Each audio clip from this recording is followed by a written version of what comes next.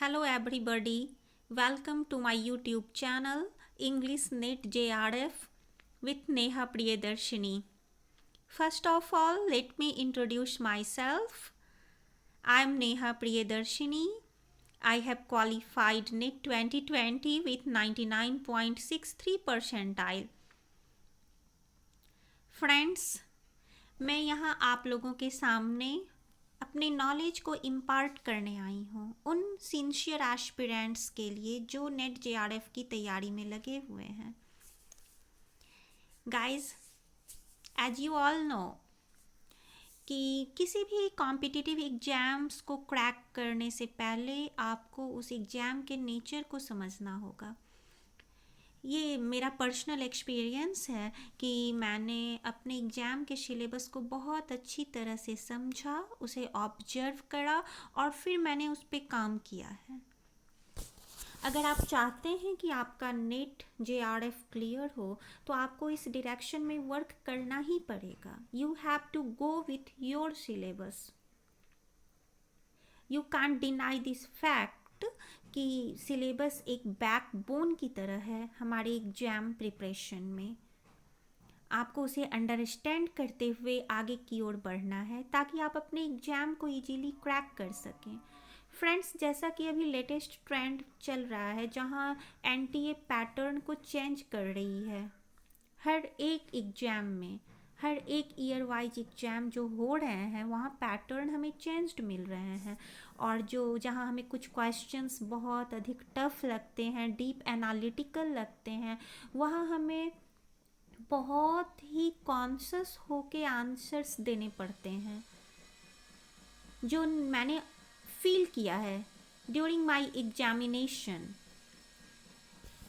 Guys, you know, when I cleared my NET 2020, I was fully scared. जब मैंने questions देखे ऐसा लग रहा था कि क्वेश्चंस के जो पैटर्न हैं वहाँ सिलेबस के दरमियान कोई बाउंड्रीज नहीं है. लिमिटलेस सिलेबस से हमें क्वेश्चंस दिए गए हैं और जहाँ एसेस करना पड़ता है क्वेश्चंस को, जहाँ समझना पड़ता है और तब जाके आप उसके आंसर्स को पुट आउट करते हैं. Both paper 1 and paper 2, you can say both are time consuming papers. Paper 1 में जहाँ आपने अच्छे कॉन्सेप्ट्स को लेकर चलने होते हैं, वहीं पेपर 2 में आपको इन डेप्थ नॉलेज चाहिए होती है अपने सब्जेक्ट के लिए.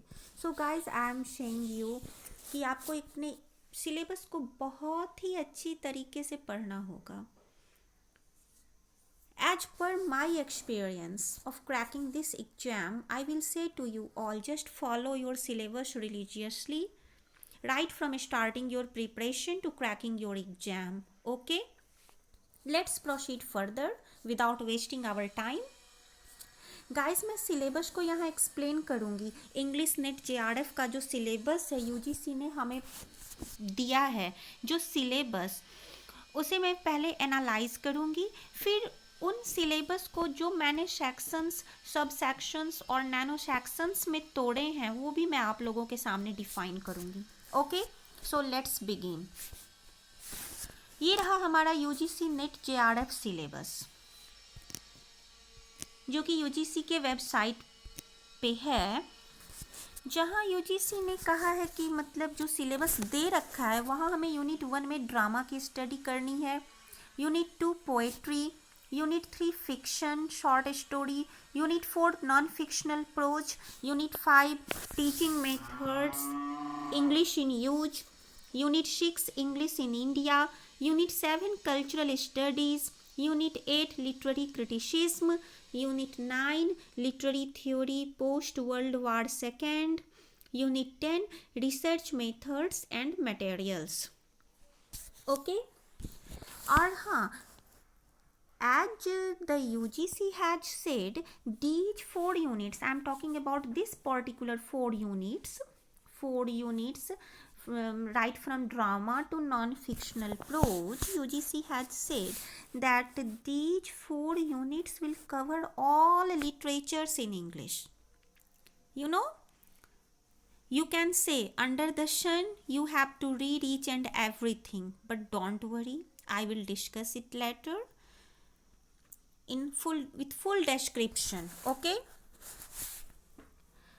सो गाइस हम आगे बढ़ते हैं. हमने जैसा कि देखा है कि unit 1 to 4 drama, poetry, fiction, short story, non fictional prose, ये 4 यूनिट्स में हमें इन डेप्थ स्टडी करनी है ऑल लिटरेचर्स की. तो हम इन्हें आगे की तरफ चलते हैं और देखते हैं. Let's break it down in further sections, sub sections and nano sections. Okay, तो हम यहाँ ब्रिटिश लिटरेचर से स्टार्ट करने वाले हैं. ब्रिटिश लिटरेचर के अंदर जितनी भी drama, poetry, fiction, non fictional चीज़ें आएंगी वो सारी चीज़ें इसके अंदर कवर की जाएंगी. ओके, तो जहाँ हमारा ब्रिटिश लिटरेचर में फर्स्ट आ रहा है हमारा Anglo Saxon age. We will discuss historical, social and cultural background. Then comes the Anglo-Norman age. Again we will learn historical, social and cultural background. फिर आता है हमारा the age of Chaucer. Okay, जो time period आता है 1343 to 1400. ये time period मैं आप लोगों को नेक्स्ट सेशन में दूंगी जहाँ मैं पीरियड वाइज डिफाइन करूँगी. आज आप today you have to put your cursory glance on your syllabus only, okay, so that you can grasp it easily. Let's proceed further.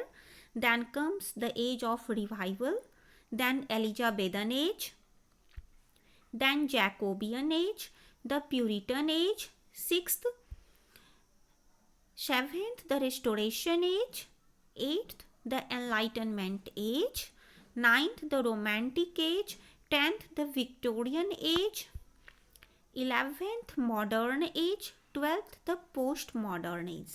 Okay,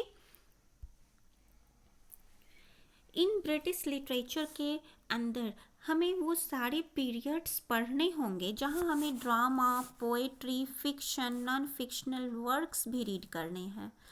अब हम वर्ल्ड लिटरेचर की तरफ जाएंगे. In world literature, there are many sections and subsections also.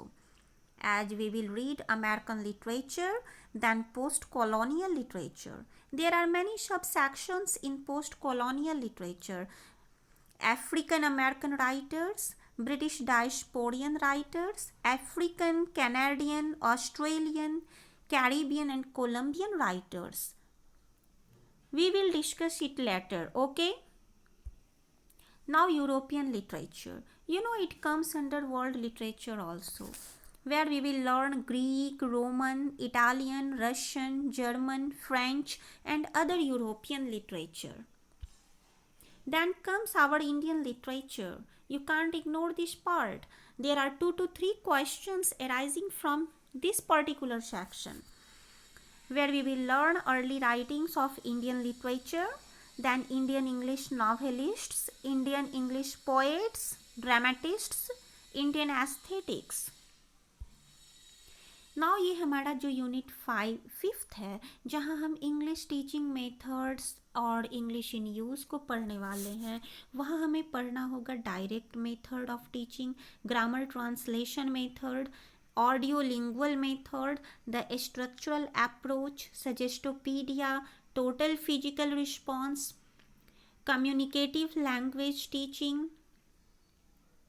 silent way method, task based language learning, natural approach, interaction hypothesis. Okay, then comes our unit 6th, that is English in India, where we will learn its introduction, 1813 Act, and in this particular section, pre-independence education policies, we will discuss each and every education policies pre-independence. Okay, then we move further. Unit 7th, cultural studies, queer theory comes under this also, you can see this.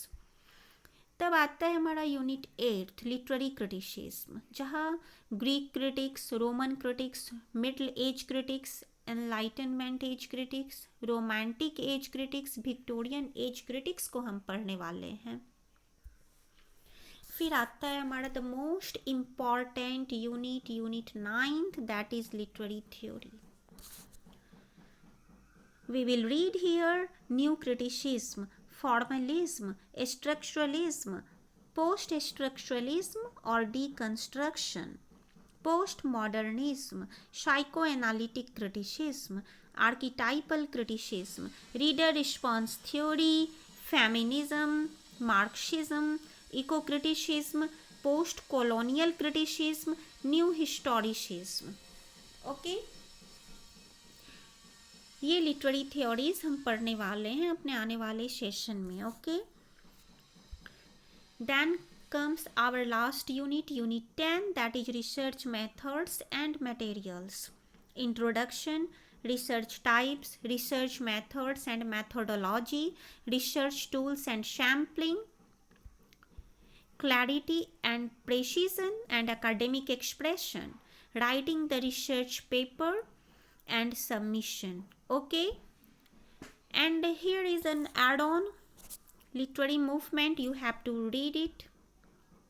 Yeah, literary movement, 2 to 3 questions also emerges from here, that is old and middle English period, Renaissance, Enlightenment age, Romantic age, Victorian age, modern age, post-modern age. So this is all about your syllabus of your UGC net JRF exam.